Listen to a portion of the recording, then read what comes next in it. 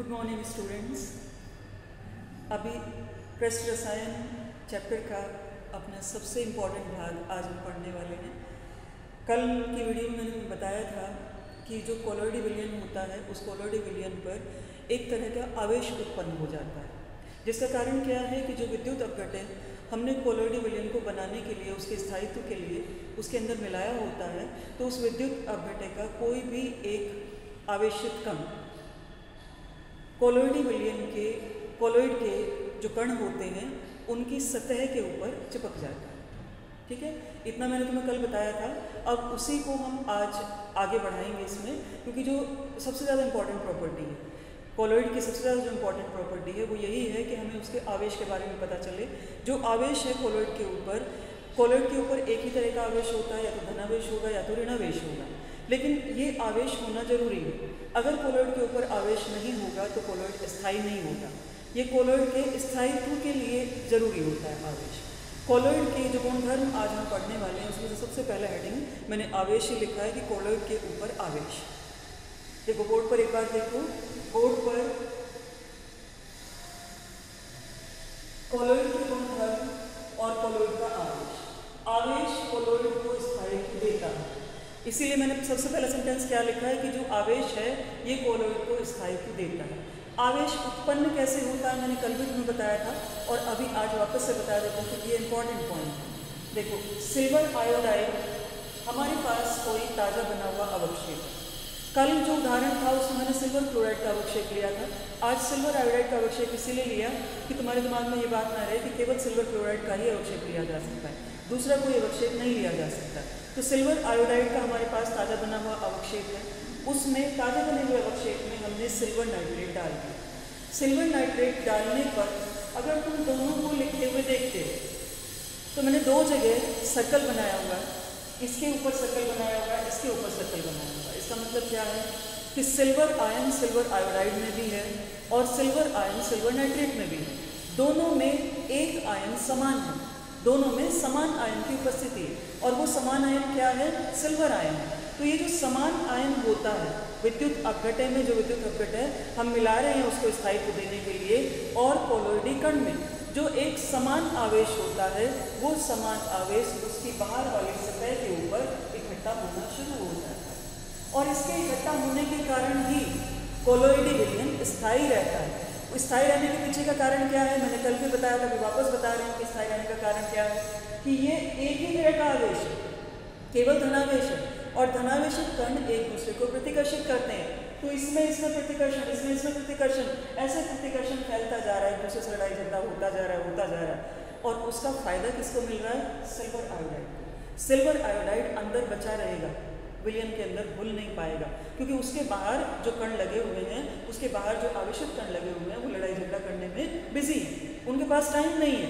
तो इसलिए वो अंदर अपने आप को सुरक्षित रखेगा, क्योंकि वो हटेंगे नहीं वहाँ से, लड़ाई झगड़ा उनका चलता रहेगा लगातार।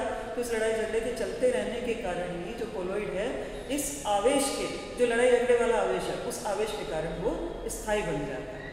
अच्छा, अब जो दूसरी बात मुझे आज जोड़नी है, वो आज क्या जोड़नी है मैंने कल भी थोड़ा सा हिंट इसके बारे में तुम्हें दिया था कि देखो सिल्वर नाइट्रेट में केवल सिल्वर आयन ही नहीं है, यहाँ पर नाइट्रेट आयन भी है। सिल्वर के ऊपर धनावेश और इसके ऊपर ऋणावेश। ठीक है, एक एक इकाई धनावेश और ऋणावेश होता है। जो नाइट्रेट आयन है ये भी कहीं और नहीं जाएगा, क्योंकि हमने सिल्वर आयोडाइड के अंदर AgNO3 डाला है, तो नाइट्रेट आयन कहीं और नहीं जाने वाला है। नाइट्रेट आयन विलयन के अंदर ही रहेगा और क्योंकि नाइट्रेट आयन ऋणावेशित है, सिल्वर आयन धनावेशित है, इसलिए नाइट्रेट आयन सिल्वर आयन के चारों तरफ एक घेरा बना लेता है। इस घेरे को हम क्या बोलते हैं? परत, एक परत बन जाती है। ठीक है, अब दूसरा उदाहरण देखो, सिल्वर आयोडाइड में इस बार मैंने पोटेशियम आयोडाइड मिलाया है।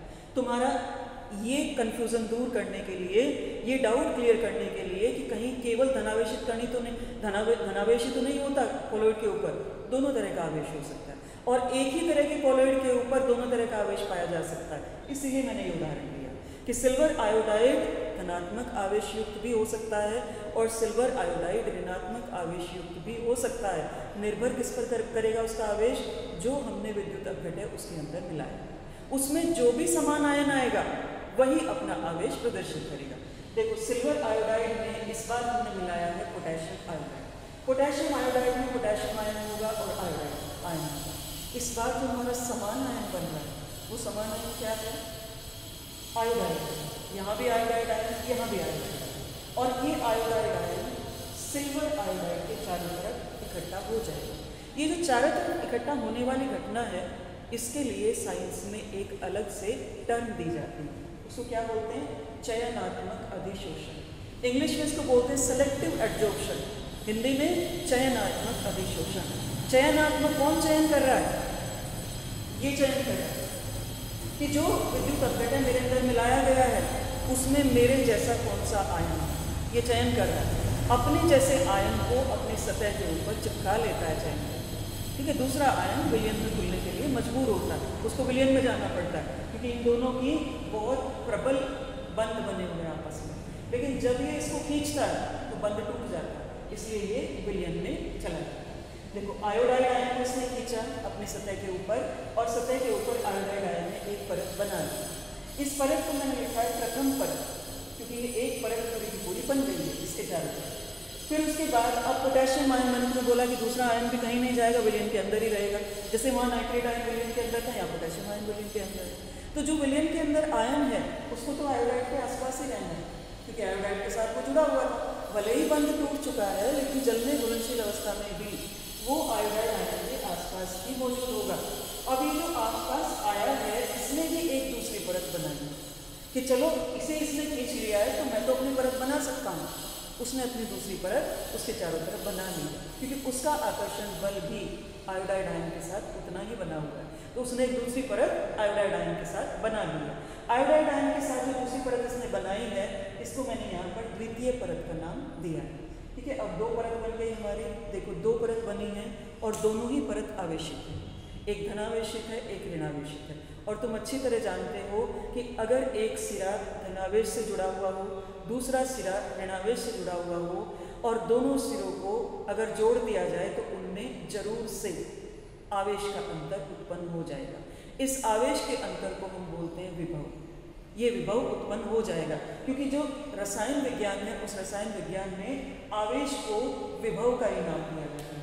मैं यहाँ इसके नीचे लिख देती हूँ कि जो आवेश है ये और कुछ नहीं है, यही विभव, जिसको हम इंग्लिश में पोटेंशियल डिफरेंस बोलते हैं, विभव का अंतर, ठीक है। विभवांतर, विभवांतर, तो यहाँ पर एक विभवांतर उत्पन्न हो जाएगा, और ये विभवांतर एक अलग नाम से जाना जाता है कोलोइडी विलयन के संबंध में। इसका अलग नाम क्या है?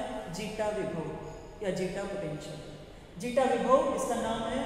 और ये जो दो परत बनी हुई है यहाँ पर, एक परत उसने चयनात्मक अधिशोषण से बनाई, किसने? हमारे कोलोइडी कण ने, और एक परत अपने आप बनी है उसके आकर्षण बल के कारण, जो दूसरा आयन विलयन में उपस्थित था। तो इन दोनों परतों को एक अलग से नाम दिया जाता है, और अलग नाम इसका क्या दिया जाता है?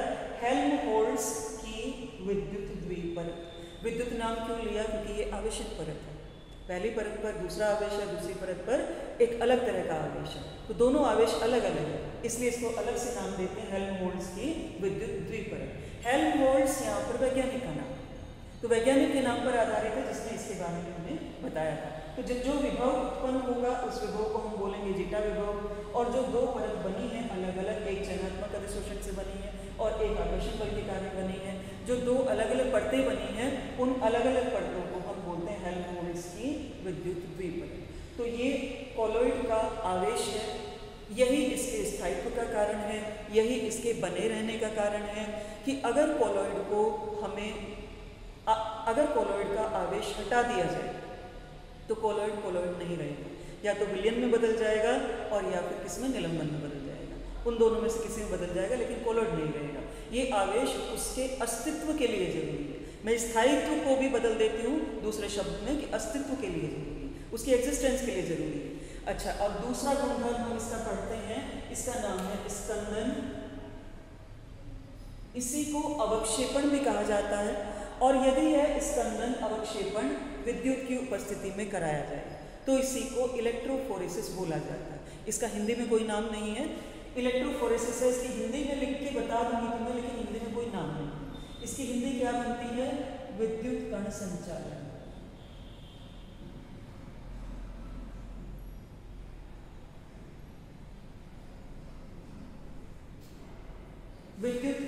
संचलन। टर्म हमारी इलेक्ट्रोफोरेसिस ही रहेगी, बस उसका हिंदी में मतलब बता दिया है। हिंदी में इसका ये मतलब है कि विद्युत के कण चल रहे हैं, ये मतलब है इसका। देखो अब इसे समझने के लिए तुम्हें कहाँ पे आना पड़ेगा, इस डायग्राम की तरफ देखो। इस डायग्राम में क्या है, स्टार्टिंग से मैंने क्या लिया था डायग्राम के अंदर, ठीक है। यहाँ पर दो सिरे, एक कैथोड और एक एनोड। कैथोड कल भी हमारा नेगेटिव में था और आज भी नेगेटिव में। एनोड हमारा कल भी पॉजिटिव में था और आज भी पॉजिटिव में, ठीक है। अब इसके अंदर हमने क्या भरा हुआ है, एक कोलोइडी विलयन। मैंने यहाँ लिखा है ये कोलोइडी कण है और कोलोइडी विलयन इसके अंदर भरा गया है। तो जो कोलोइडी कण है जब विद्युत प्रवाहित की जाएगी, क्योंकि ये दो सिरे जब बैटरी से जोड़ दिए जाएंगे, जब विद्युत प्रवाहित की जाएगी तो विद्युत प्रवाहित करने पर, क्योंकि कोलोइड के ऊपर हम पहले पॉइंट में पढ़ चुके हैं, पहले बिंदु में पढ़ चुके हैं कि कोलोइड के ऊपर एक ही तरह का आवेश होता है, या तो धनावेश होगा या तो ऋणावेश होगा, दोनों में से कोई एक आवेश होगा, दोनों साथ साथ नहीं होंगे। तो जिस भी तरह का आवेश कोलोइडी कण के ऊपर, जैसे मैंने बोला कि कोलोइडी कण के ऊपर धनात्मक आवेश, धनात्मक आवेश वाला कोलोइडी कण कौन सा है, Ag प्लस, ये धनात्मक आवेश युक्त होगा क्योंकि इसके ऊपर Ag की एक परत बनी हुई है, धनात्मक आवेश की परत बनी हुई है, ठीक है, जो हमने यहाँ पर बनाई। अब ये जो धनात्मक आवेश युक्त कोलोइडी कण है, ये क्या करते हैं, विपरीत आवेश की तरफ भागना शुरू कर देते हैं। ये मैंने यही मूवमेंट इनका दिखाया है कि यहाँ से कण ने चलना शुरू किया, ये कण यहाँ तक है, यहाँ से कण ने चलना शुरू किया, चलते चलते चलते चलते रास्ता यहाँ तक तय कर देते हैं और सारे के सारे कण, सारे कोलोइडी कण यहाँ पर इकट्ठे हो जाएंगे। अगर धनात्मक आवेश युक्त है तो कैथोड पर इकट्ठे हो जाएंगे, और अगर ऋणात्मक आवेश युक्त है, ऋणात्मक आवेश युक्त कैसे, जैसे Agi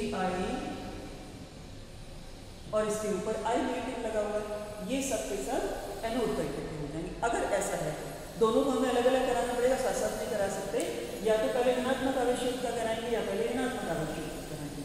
तो धनात्मक आवेश युक्त हमारे पास सिल्वर आयोडाइड का कोलोइडी विलयन था। वो कोलोइडी विलयन में जब हमने विद्युत प्रवाहित की तो विद्युत प्रवाहित करने पर कोलोइडी कण कैथोड की तरफ चले गए। अब कोलोइडी कण तो कैथोड की तरफ आ गए, वो यहाँ पे आके इकट्ठे हो जाएंगे। थोड़ी देर के बाद, अभी तो मैंने इसमें तुम्हें गति दिखाया कि गतिमान है कण, थोड़ी देर के बाद जब ये सब के सब इधर आ जाएंगे, इधर पहुँच जाएंगे तो इनकी गति रुक जाएगी। गति रुकने पर यहाँ पर एक अवक्षेप आ जाएगा, ये जो यहाँ बनेगा ये एक अवक्षेप बनेगा। अवक्षेप का मतलब सारे कोलोइडी कण वहाँ पर इकट्ठे हो चुके हैं। अब देखो सोचो स्थिति कोलोइड की। कल हमने जो पेप्टिकरण की विधि पढ़ी थी, पेप्टिकरण की विधि में क्या पढ़ा था कि एक ताजा बने अवक्षेप को यदि विद्युत अपघटे में घोल दिया जाता है तो वो हमारा बदल जाता है कोलोइडी विलयन में।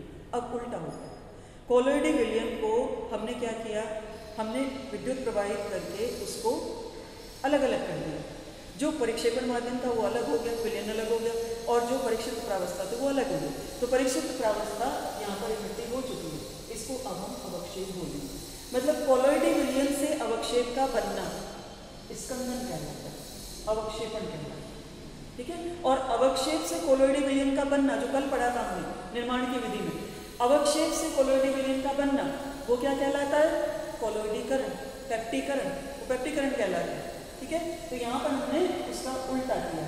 अच्छा, अब एक और बात मैं तुमको बताना चाहती हूँ यहाँ पर, ये तो हमने कर दिया। जो विलयन के कण हैं, देखो मैंने तुम्हें यहाँ भी बताया कि जो नाइट्रेट आयन इसके अंदर उपस्थित हैं वो कहीं नहीं जाएंगे, विलयन में ही रहेंगे और इसके आसपास ही रहेंगे।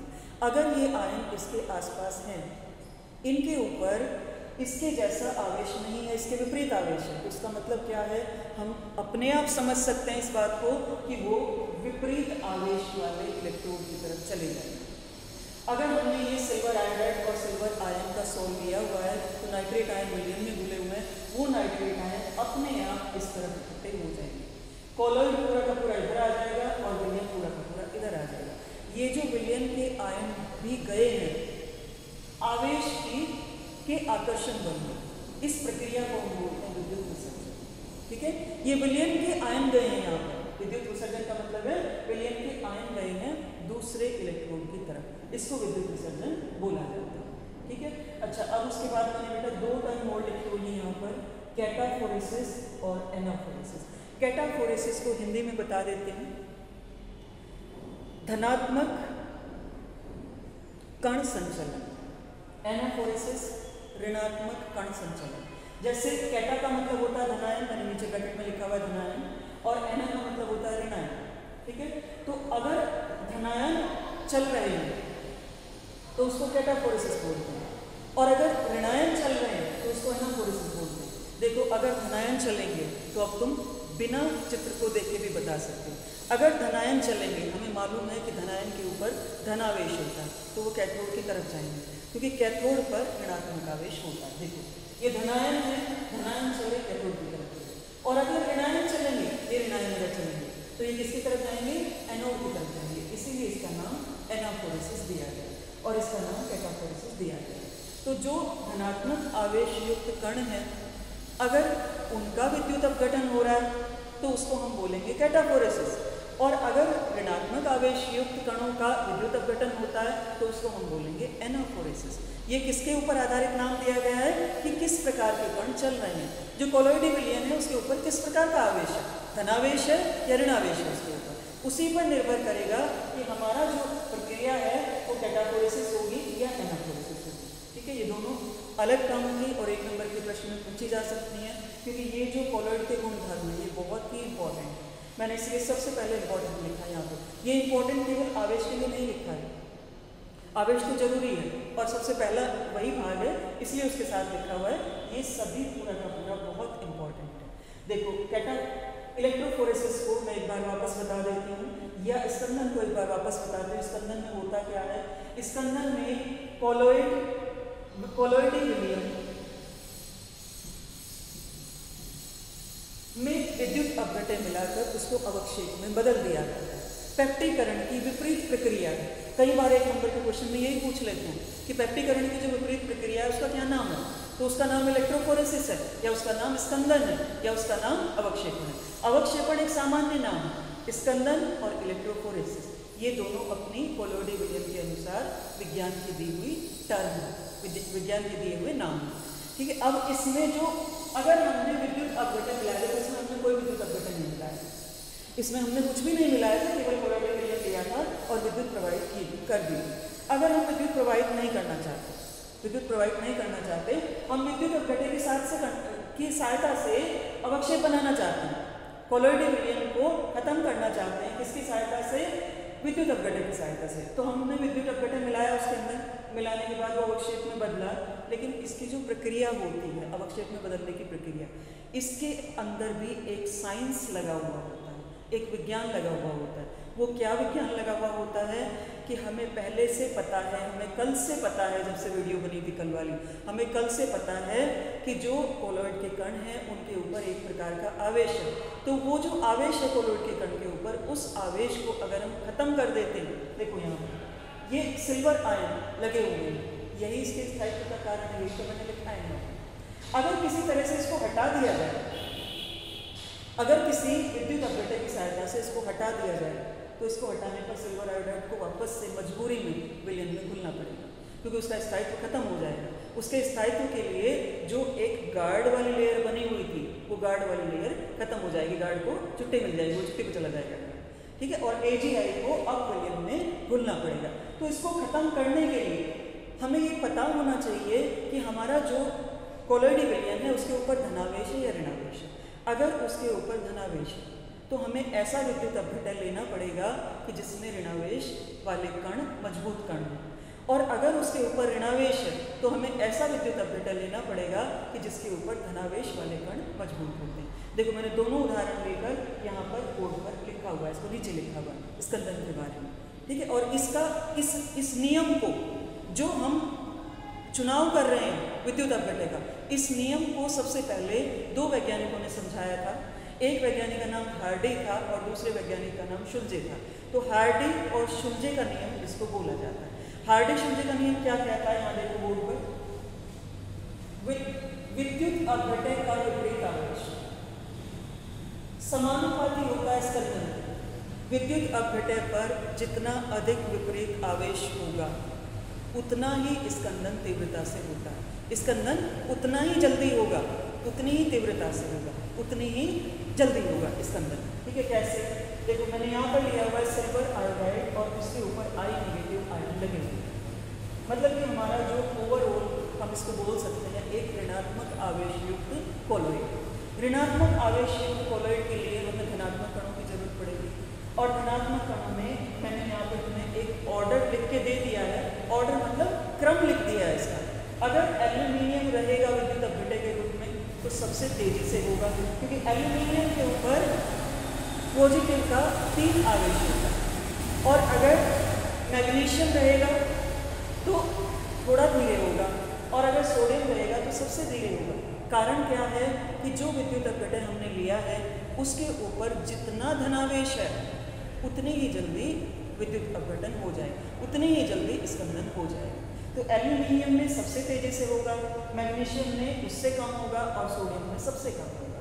जितना धनावेश ज़्यादा ऋणावेशित कोलोइडी कण उतनी ही जल्दी स्पंदित हो जाएगा। दूसरा देखो यहाँ पर, अब हमने एक धनावेश युक्त कोलोइडी कण लिया हुआ, कोलोइडी विलयन लिया हुआ। सिल्वर आयोडाइड के ऊपर सिल्वर का Ag+ चिपका हुआ है उसके ऊपर, मतलब कि उसको धनावेश दे रहा है, उसको धनावेशित कोलोइडी विलयन बना रहा है। धनावेशित कोलोइडी विलयन में हम समझ सकते हैं कि हमें ऋणावेश लेना पड़ेगा और मजबूत ऋणावेश लेना पड़ेगा। तो मजबूत ऋणावेश वाले मैंने कुछ कण यहाँ पे लिखे हुए हैं। देखो फॉस्फेट मैंने लिखा है यहाँ पर, जिस पर 3 इकाई ऋणात्मक आवेश उपस्थित होता है। सल्फेट मैंने लिखा है जिस पर 2 इकाई ऋणात्मक आवेश उपस्थित होता है। नाइट्रेट मैंने लिखा है जिस पर 1 इकाई ऋणात्मक आवेश उपस्थित होता है। तो अगर हम फॉस्फेट लेंगे तो सबसे जल्दी होगा, अगर सल्फेट लेंगे तो थोड़ा धीरे होगा और अगर हम नाइट्रेट लेंगे तो और भी धीरे होगा। तो अगर हम इस धनात्मक आवेश युक्त कोलोइडी विलयन का आवेश खत्म करना चाहते हैं, उसकी ज़िंदगी बर्बाद करना चाहते हैं, क्योंकि कोलोइडी तो वो रहेगा ही नहीं, आवेश खत्म करने के बाद कोलोइडी रहेगा नहीं, उसको हम अवक्षेप में बदलना चाहते हैं। तो बदलने के लिए हमें क्या करना पड़ेगा? उतना ही मजबूत आवेश, जिसकी संख्या ज़्यादा होगी, जितनी ज़्यादा संख्या होगी आवेश की, उतना ही तीव्रता से स्पंदन की प्रक्रिया पूरी हो जाएगी। तो ये हार्डी का नियम है कि विद्युत अपघटन के अंदर विपरीत आवेश युक्त कण पर जितना अधिक आवेश है उतना ही तीव्रता से स्पंदन की प्रक्रिया संपन्न हो जाती है। ठीक है, अब उसके बाद आता है बेटा 2 और इसके गुणधर्म हैं, ब्राउनी गति और टिंडल प्रभाव। ये तुम पहले पढ़ चुके हो 9th क्लास का, अगर तुम्हें थोड़ा सा याद आता है तुम पढ़ चुके हो उसको, फिर भी मैं एक बार वापस इसको बता देती हूँ। ब्राउनी गति और टिंडल प्रभाव। ठीक है, ब्राउनी गति क्या है? इसके नीचे मैंने इसकी परिभाषा लिख दी। देखो ब्राउनी, रॉबर्ट ब्राउन एक वैज्ञानिक का नाम है। रॉबर्ट ब्राउन ने सबसे पहले इस प्रकार की गति के बारे में बताया, क्योंकि हमारी जो कोशिकाएं होती हैं, हमारे शरीर की जो कोशिकाएं हैं, उन कोशिकाओं के अंदर जो द्रव भरा हुआ होता है वो भी एक कोलोइडी विलयन होता है। तो रॉबर्ट ब्राउन एक बायोलॉजी के वैज्ञानिक थे और उन्होंने उस कोशिकीय द्रव के अंदर जो कण उपस्थित थे उन्हीं की गति के बारे में बताया। फिर हमने दूसरे वैज्ञानिकों ने फिर उसको देखा, देखने के बाद उनको पता चला कि जितने भी कोलोइडी विलयन होते हैं उन कोलोइडी विलयन में जो कोलोइडी कणों की गति होती है वो ब्राउनी गति ही होती है। ये एक अनियमित गति होती है और इसको हम जिगजैग गति भी बोल सकते हैं। ठीक है, जिगजैग गति कैसे? पेन से कोई भी आकृति बना लो, उचड़ मुचड़ करके कोई भी आकृति बना लो और उस आकृति में जहाँ जहाँ तुम्हारे किनारे आ रहे हैं उन किनारों पर तुम्हें एक कण दिखाना। ये कण इससे टकराए, इससे टकराए, इससे टकराए, इससे टकराए, क्योंकि लगातार चलते रहते हैं, लगातार चलने की आदत होती है कणों को, लगातार चलते रहते हैं, उससे टकराते रहते हैं और कोई निश्चित रास्ता नहीं है कि एक कण सीधा जाएगा, एक कण ऊपर जाएगा, एक कण नीचे जाएगा, ऐसा कुछ भी नहीं है। कोई कण कभी भी अपनी मर्जी से कहीं भी जा सकता है, जैसे आजकल का ट्रैफिक होता है जो एक्सीडेंट के लिए आवश्यक एक्सीडेंट होता है जिसमें, तो यहाँ भी एक्सीडेंट ही हो रहा है बार बार कि कभी कोई कण किसी से टकरा रहा है, कभी कोई कण किसी से टकरा रहा है, लेकिन ये रोड पे नहीं है, ये बीकर के अंदर है। तो इनकी जो टकराहट है वो बीकर की दीवारों के अंदर खत्म हो जाती है।